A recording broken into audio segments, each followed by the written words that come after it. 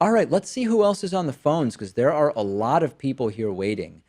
Let's go to our caller from the 818 area code. Caller from 818, what's on your mind?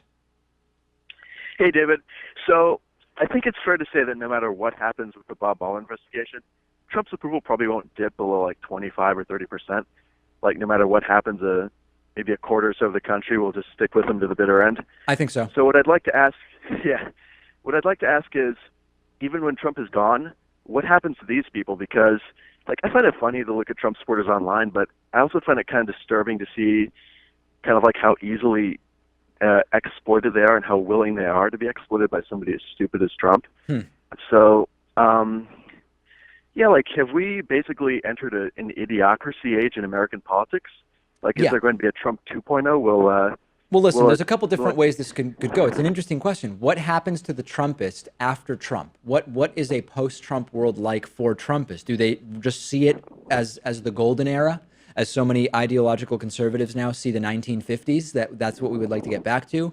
I don't know. I think that there will be significant. I actually worry that post-Trump you might see significantly increased levels of violence from Trumpists. That's one question. Even if he has a successful presidency to their standards Yeah. and goes out with 2 full terms? Yeah, I think that after he's gone, if things don't go the way that they expect them or believe that they should go, that they might become significantly inflamed. I think that the broader question is, does Trump trigger, for lack of a better term, Trump 2.0, Trump 3.0? Does Trump legitimize the idea of sort of a clueless buffoon being a president? And that's the biggest concern for me, because I think the answer is yes. I Yeah. think the answer is yes, because even with only 25%, you can basically, with 50% voter turnout, you can win an election with, I mean, certainly with 26% approval, even less if you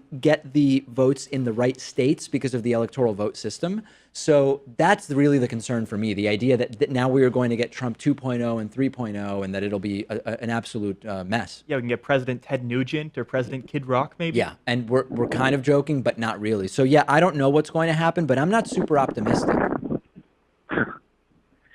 yeah, I mean, it really worries me to see people like what's his name, Greg Gianforte, in I believe it's Montana, winning Right. after like assaulting a reporter. Yep, body slam. And yeah, in addition to just a dumbass rhetoric, it seems like there's a lot of people who revel in the violent rhetoric as well, and sometimes actions of these people. No doubt, no doubt. And of course, you will always hear from them. Listen, Trump has never actually advocated violence, which of course isn't true. He actually literally advocated violence and said he would pay the legal fees of people who punch protesters at events. But putting that aside, the rhetoric is also part of it. And we know that it has catalyzed all sorts of extremist groups with a lot of violence.